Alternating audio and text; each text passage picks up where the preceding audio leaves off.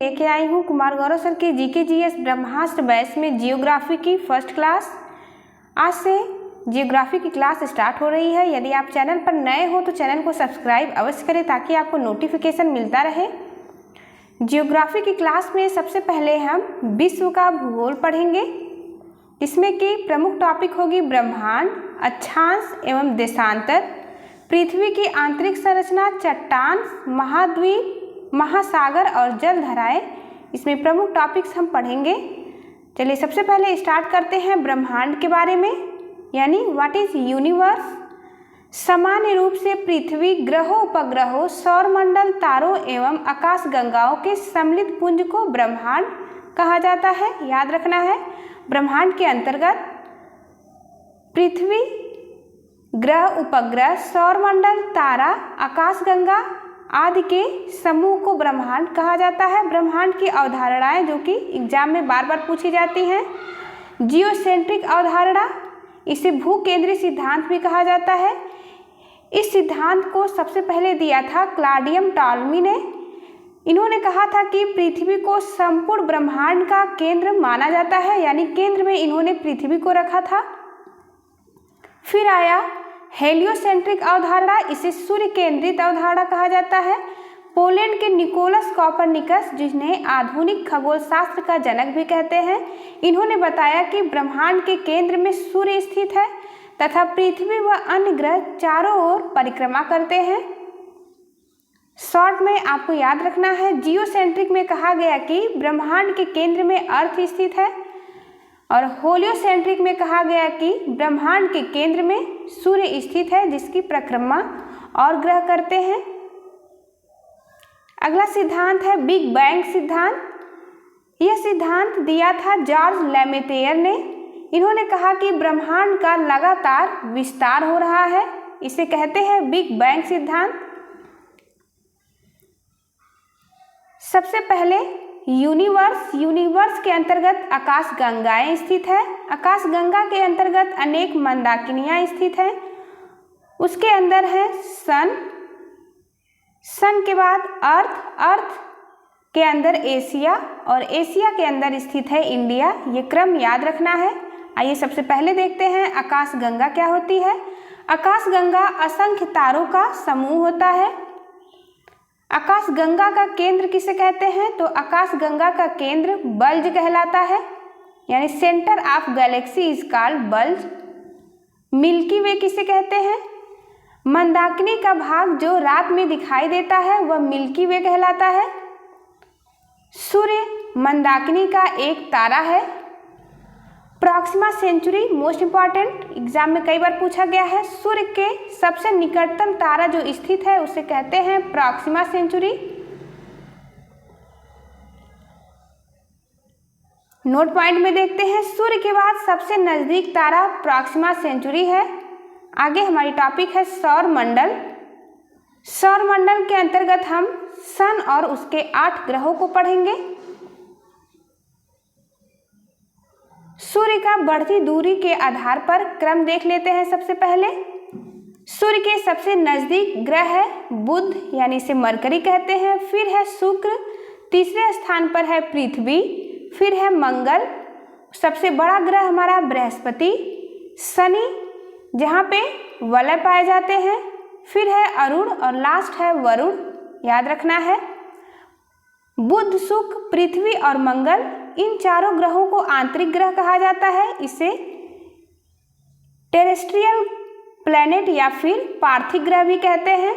मंगल और पृथ्वी के बीच क्षुद्र ग्रह पाए जाते हैं, इसे एस्टेरॉयड बेल्ट कहा जाता है, कई बार पूछा गया है एग्जाम में। बृहस्पति, शनि, अरुण और वरुण, इन 4 ग्रहों को बाह्य प्लैनेट यानी एक्सटर्नल प्लैनेट कहा जाता है। पृथ्वी ऐसा ग्रह अकेले है जहां पर जीवन पाया जाता है।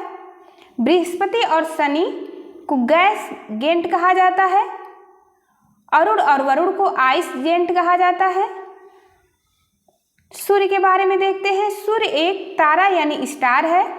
सूर्य स्वयं के प्रकाश से प्रकाशित होता है। जितने भी स्टार होते हैं वो खुद के प्रकाश से प्रकाशित होते हैं।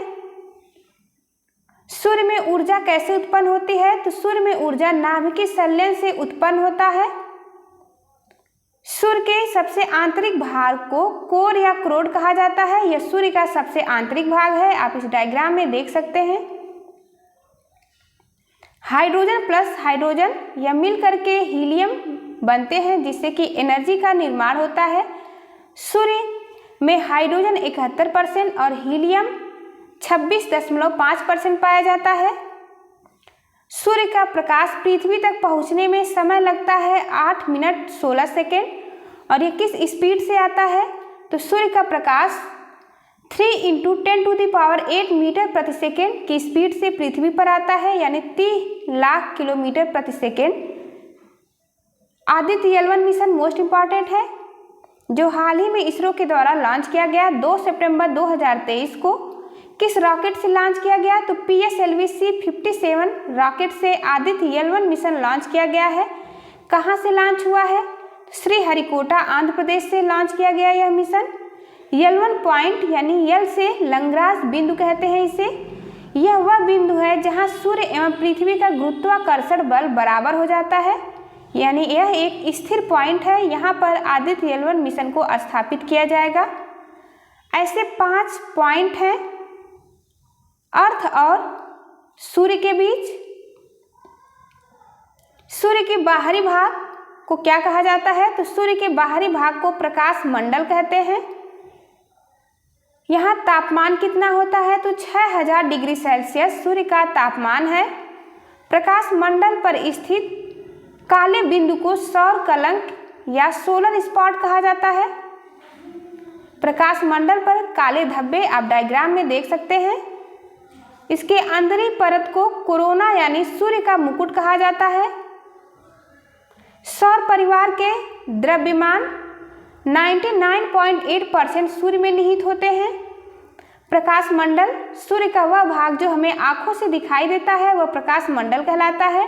क्रोड सूर्य का सबसे आंतरिक भाग कहा जाता है, जहां नाभिकीय संलयन की प्रक्रिया होती है। आगे देखते हैं, स्टार और प्लैनेट में क्या अंतर होता है? तो सन एक स्टार है जो कि यह सोर्स ऑफ लाइट है, यानी खुद से प्रकाश उत्पन्न करता है, लेकिन प्लैनेट स्वयं से प्रकाश उत्पन्न नहीं कर सकते हैं। यह सूर्य के प्रकाश से प्रकाशित होता है। अगली टॉपिक है ग्रह यानी प्लैनेट के बारे में हम पढ़ेंगे। तारों का परिक्रमा करने वाले प्रकाश रहित आकाशीय पिंड को ग्रह कहा जाता है, यानी ये स्वयं के प्रकाश से नहीं प्रकाशित होते हैं, सूर्य के प्रकाश से प्रकाशित होते हैं और ये तारों की परिक्रमा करते हैं। ये सूर्य से ही निकले हुए पिंड हैं तथा सूर्य की परिक्रमा करते हैं। अगला पॉइंट है, सभी ग्रह सूर्य की परिक्रमा पश्चिम से पूर्व दिशा में करते हैं, परंतु शुक्र व अरुण इसके अपवाद हैं जो पूर्व से पश्चिम दिशा में परिक्रमण करते हैं। अपवाद आपको अवश्य याद रखना है। शुक्र और अरुण सन का परिक्रमा पूर्व से पश्चिम की दिशा में करते हैं। अन्य सभी ग्रह पश्चिम से पूर्व की दिशा में परिक्रमण करते हैं। सौर मंडल का सबसे बड़ा ग्रह बृहस्पति है और सबसे छोटा ग्रह बुध है। न्यूनतम घनत्व वाला ग्रह शनि है। यह जल में तैर सकता है। इसका घनत्व सबसे कम होता है शनि ग्रह का। आकार के अनुसार ग्रहों का आरोही क्रम इसे अवश्य याद रखना है। बृहस्पति, शनि, अरुण, वरुण, पृथ्वी, शुक्र, मंगल और बुध। साइज में पृथ्वी 5वें क्रम पे है और दूरी के आधार पर तीसरे स्थान पर है पृथ्वी। सबसे पहले बुध के बारे में यानी मरकरी के बारे में पढ़ते हैं। सूर्य का सबसे निकटतम और सौर मंडल का सबसे छोटा ग्रह बुध है। 88 दिनों में सूर्य की परिक्रमा पूरा कर लेता है। बुध ग्रह का कोई भी उपग्रह नहीं होता है। मोस्ट इंपॉर्टेंट पॉइंट, परिणाम में यह पृथ्वी का 1/18वां भाग है। बुध का एक दिन पृथ्वी के 90 दिन के बराबर होता है। उपग्रह ग्रह के चारों ओर चक्कर काटने वाले पिंड को उपग्रह कहा जाता है। बुध का कोई भी उपग्रह नहीं है। शुक्र के बारे में देखते हैं। वीनस इंपॉर्टेंट है, एग्जाम में इससे क्वेश्चन कई सारे पूछे गए हैं। बुध के समान इसका भी कोई उपग्रह नहीं है, यानी बुध और शुक्र का कोई स्वयं का उपग्रह नहीं होता है। सूर्य से निकटवर्ती दूसरा ग्रह है। यदि सबसे पहला ग्रह पूछा जाए सूर्य के निकटवर्ती तो बुध होगा और दूसरा है शुक्र। सूर्य की परिक्रमा 225 दिनों में पूरा करता है। यह ग्रहों की सामान्य दिशा के विपरीत सूर्य के पूर्व से पश्चिम दिशा में परिक्रमण करता है। पृथ्वी के सर्वाधिक निकटतम ग्रह शुक्र है और इसे पृथ्वी का जुड़वा बहन भी कहा जाता है। शुक्र सबसे गर्म ग्रह भी है। अगला पॉइंट है पृथ्वी यानी अर्थ के बारे में। सूर्य से दूरी के क्रम में तीसरे स्थान पर पृथ्वी है। पहले पे बुध, दूसरे पे शुक्र और तीसरे पे पृथ्वी। पांचवा सबसे बड़ा ग्रह है। सबसे बड़ा ग्रह पूछा जाए तो बृहस्पति है और पृथ्वी इसमें 5वें स्थान पर है। पश्चिम से पूर्व की ओर भ्रमण करती है सूर्य का। पृथ्वी अपने अक्ष पर 23.5 डिग्री झुकी हुई है। इस पर आधारित एक क्वेश्चन देखते हैं जो यूपीएससी में पूछा गया है। पृथ्वी का अक्ष कक्षा तल यानी ऑर्बिटल सरफेस से कितना कोण बनाता है? तो यह 66.5 डिग्री का कोण बनाता है। आइए समझते हैं क्यों। पृथ्वी अपने अक्ष पर कक्षा सतह से 66.5 डिग्री झुकी हुई है।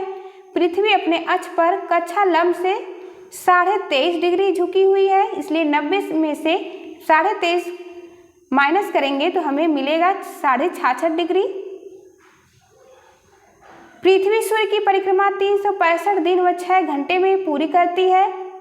सौर मंडल का अकेला ग्रह पृथ्वी है जहां पर जीवन पाया जाता है और इसे नीला ग्रह भी कहा जाता है। चंद्रमा एकमात्र उपग्रह है पृथ्वी का।